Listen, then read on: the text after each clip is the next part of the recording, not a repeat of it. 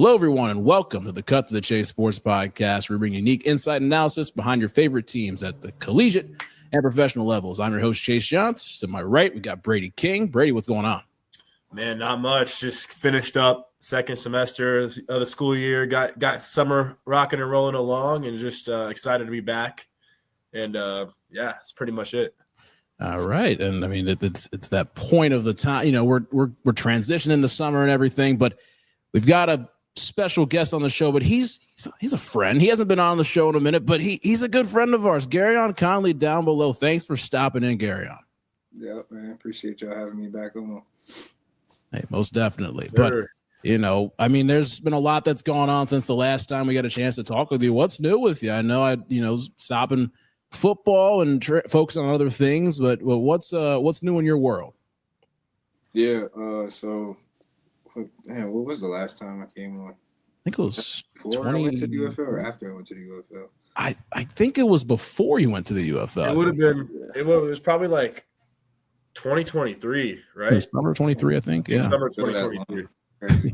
Yeah, I ended up going to the UFL last spring, and I ended up playing pretty decent. I still missed a couple games due to my leg being injured, but I ended up getting a workout with the Cowboys. And I did good at the workout, and then I got invited to camp. But I did 2 days of practice at camp. And my leg was just hurting so bad that I just told him, I was like, can y'all just give me a flight home?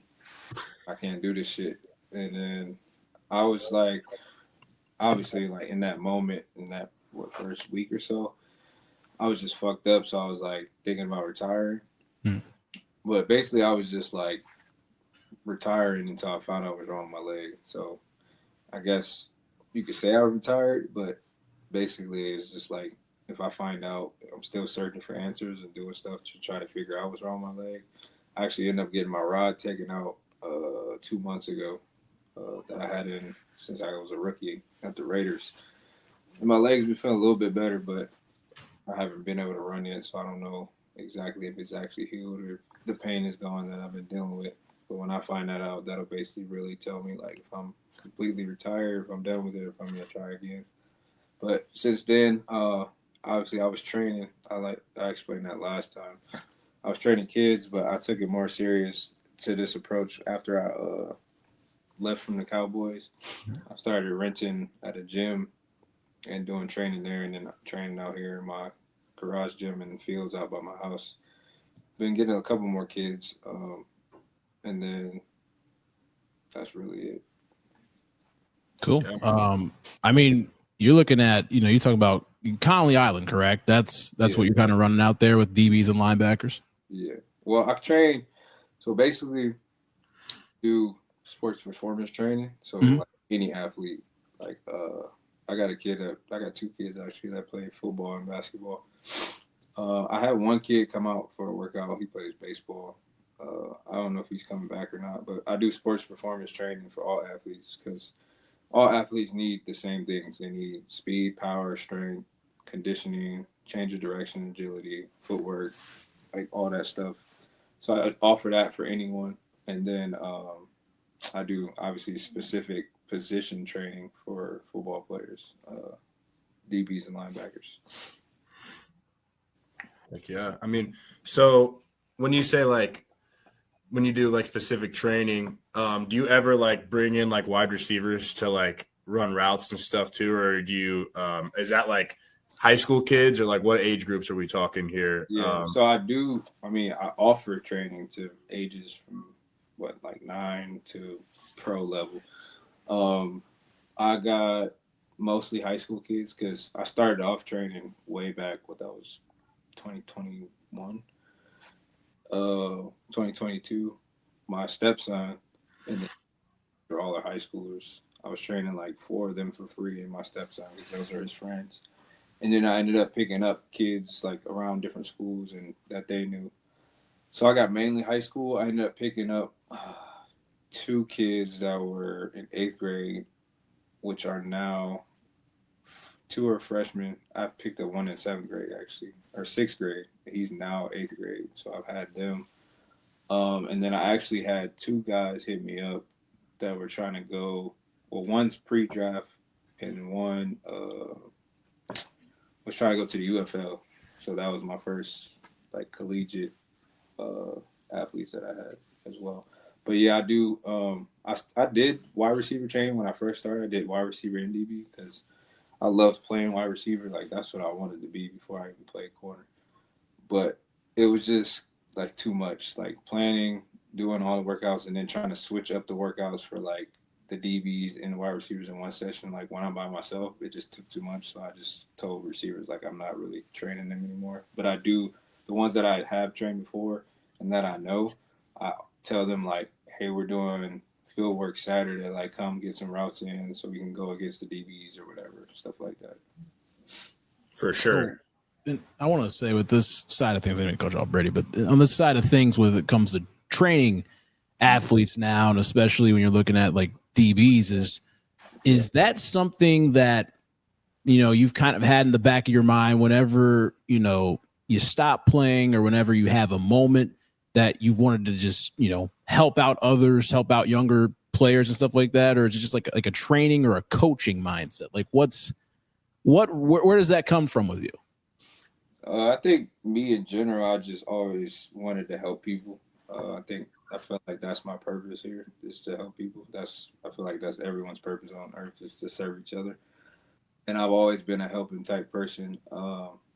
And like I said, when I was hurt, like initially, it wasn't like a thing where I was just like, I want to do this. It was just like I was hurt. And it was like, what can I do to like keep my mind off me being hurt or being in a hole? And this was like, I was still trying to rehab to get into the league, so I couldn't really get a job. So I was like, what can I do? I can give back. I can give the knowledge. And then my stepson comes in, he's playing football, so I started to work with him. And then I started to get his friends to come. And then I just kind of fell in love with it. But also even before that, my cousin, his name is Dejan Bradley. His training is Big 8 training. He's been training, I think since like 2019, I think. But he was like 20 years old when he started training, I think. And he used to train in Ohio, back home where I'm from, Massillon, in Canton area. And I used to go home and I used to just like come to his workouts, and he used to just like show me like how he was like progressing with kids and all that. And I just fell in love with that, like seeing it and being an inspiration that he was. It kind of motivated me or inspired me to do it out here. And that's what kind of got me into it. And then the same thing happened with me. Like I seen the kids start to grow, like my stepson and his friends, and I just started to fall in love with it. And then, like I said, I was hurt, so I started to do it more and more and more. And then I just kept growing with it. That's good stuff. I mean, that's a lot right there, obviously, to go through with injuries, but then to also go on ahead and you know, help the next generation out as well. I mean, it's definitely a big thing. But you know, I know Brady's got some Ohio State-esque questions he wants to ask, especially coming off the national championship. Yeah, for sure. So obviously 10 years ago, you were able to win a national championship at Ohio State. And obviously there were years in between where we were either the favorite, or a lot of people would argue. Even the next year, obviously, 2015 is kind of when it started. Years where, you know, we probably should have won it all. But, like, it's really hard to. There's things that happen. It's hard for things to go perfectly, because even last season it didn't. What were some, like, the storylines? Like, what did you see? What do you think was, like, the turning point, I guess, in the season? And, like, what was it like to watch that and see, like, Coach Day kind of solidify himself as the coach of the future? And, you know, and even the team up north lost. Talk about that, too, and just what you saw last season. Yeah, I don't really watch sports, but I think I watched the Oregon game. I watched the team up north game, and then I went to we played UT, and then the national championship game. So I only watched 4 games. I don't watch sports. I don't know why. I just can't. It's boring to me. Like, I'll always turn on the game, and by like 3-4 minutes in, I'm back. I'm playing the game myself or doing something. Like, I watch a lot of film. Like, I love watching film, like studying, like seeing it, what's all on the film, not what's just on TV.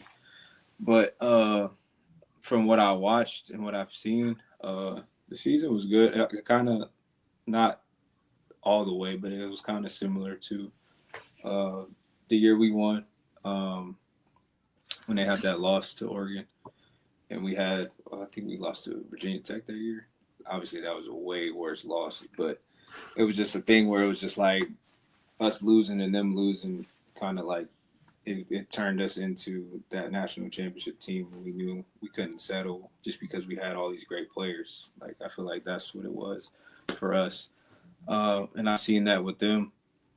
But I also seen just like off the field, as far as like the team bond, like the team chemistry, like it's like whatever is, because when they lose, especially the team up north game, like when they lose, everybody's gonna start talking shit. Everybody's gonna point fingers, do this and that. But them within, they kept their brotherhood and they kept their sacred relationship between the team, and they were able to overcome whatever was going on or whatever was said about them. And I feel like that's what we had with our team, because it's like obviously Ohio State is a brotherhood itself in general, but each team is a different team and a different sacred thing. Like we always say, whatever happens in the locker room stays in the locker room, regardless of former players, former coaches. Like our staff, our team, our players, our training staff, like equipment, like everybody that's in the building every day and going through that grind, like those are the ones that we keep the sacred brotherhood with. Obviously, like we have a brotherhood all together, and we have a family as Ohio State in one, but we have our own little sacred brotherhood within as well. So like whatever stays in the locker or happens in the locker room stays in the locker room, and I feel like that is what kept them poised and what kept them like hungry, and they knew what they needed to do to win a national championship. For sure, yeah. I mean, you pretty much hit it on the head, because although you said like you don't watch it that much, you got to watch a lot of the big games in the season, so you probably saw the lowest of lows and the highest of highs. And obviously, you know how it feels after you win a natty, and how you kind of your life changes in the way that you're this team wouldn't be remembered in Columbus in a positive way unless we win the natty, just because that team up north lost. For sure. So it was like they lost that game though. Like that shit's I can't believe it. I didn't think I was like living in real life during that game. Not feel real at all. It was crazy. Yeah, I mean, because again, you're watching that game. It's Thanksgiving, obviously Thanksgiving weekend, and you're sitting back. And you're like, okay, there's no way it happens, and then the unthinkable, and you're like, oh, jeez, like trying to wrap your mind around what happened. But again, I mean, it's a one hell of a redemption story, to say the least, to go back and win the natty. But again, obviously, you got to beat the team up north. That is the goal right there. But I want to ask you real quick. All right. So was there a moment when you were at Ohio State where, I mean, it might've been the national championship season, but like where you just felt like a sense of maturity as a football player, just like kind of start clicking, like things just started, not going to say became easier, but it like things really got in rhythm for you? Was there like a year, or was there a game that really just started to click for you, and you started to see, the brighter lights at the end of the tunnel of your college career? Yeah. I had like two moments. I think my first like moment of maturity was the year we won the natty. That's my sophomore year, but my redshirt freshman year. Me and Eli Apple, we were battling for the corner spot that year. Durant Grant was the other corner returning. And we both were doing like really good. And that's when I kind of like started to turn the point in like the weight room, and just I was battling for a starting spot. So obviously like maturity has came, and like I've started to see like the good side of things and started to understand my potential. Excuse me. And then I remember it was literally the week before the first game, and I caught a pick and I landed on my back. I was so high in the air, and I landed on my back, and I got carted off the field. And I'm not saying this is the reason why I didn't start, but I remember them, Coach Combs and Coach Meyer, telling me like, we still don't know who's going to start yet, like that week. And then I ended up getting hurt. So like Eli ended up getting a job like easily, but he ended up balling. So he was like, we don't rotate really at corner like at Ohio State or when we were there. So when he was playing, they kept telling me like, you're gonna play, and I was like staying ready, like getting ready for it, and I just never played. So like that was like my maturity point right there. But then when I got hurt, it kind of like took me back because I didn't know how to handle like them saying like you're gonna play and I wasn't playing. Like I was playing special teams and I was making plays, but I was playing corner at like the end of the game. We were blowing people out.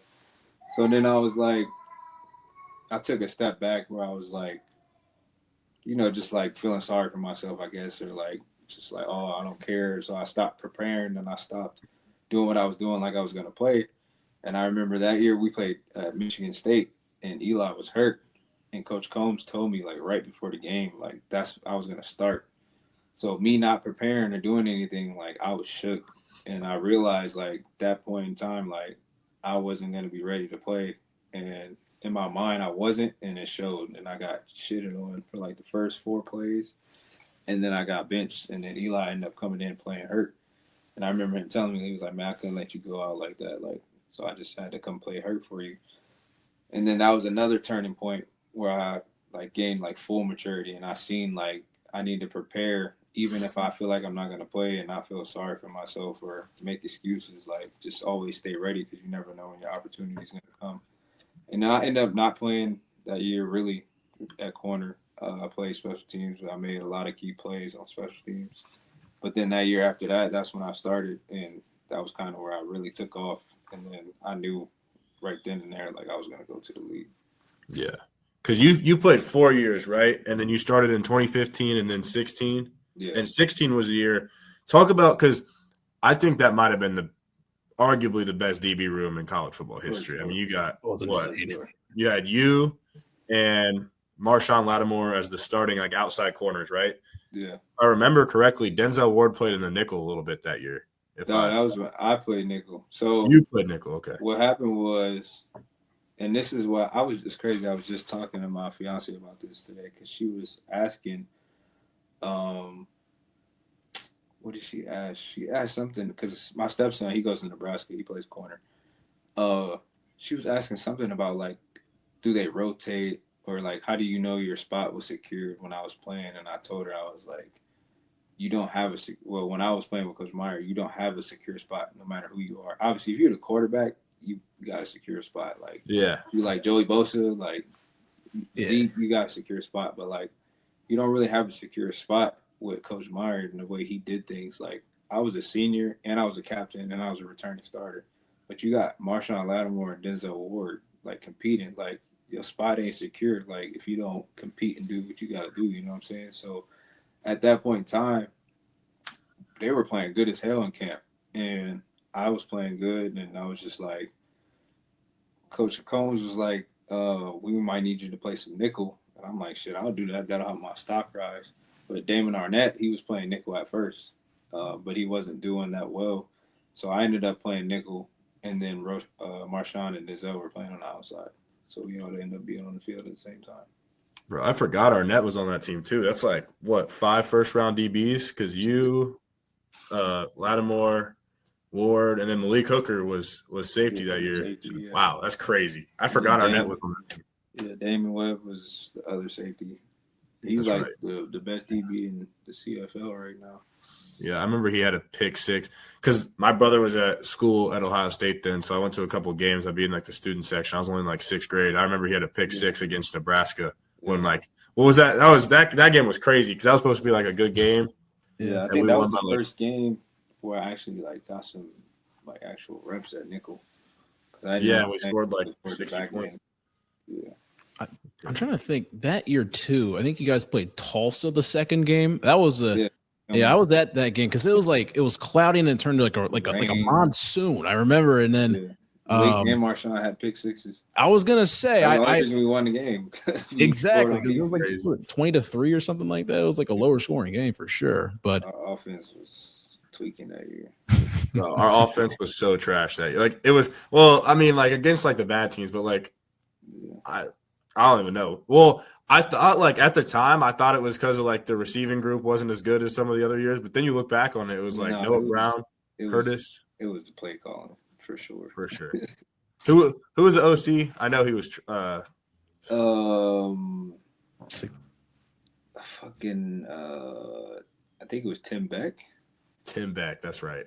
It was either him or Ed. or no, Ed was their 2015 Ed Warner. I forget who was 16. I want to say it was Tim Beck, but I don't know. But I just know the play calling was shit. But I remember that year too. Like it wasn't even like an OC.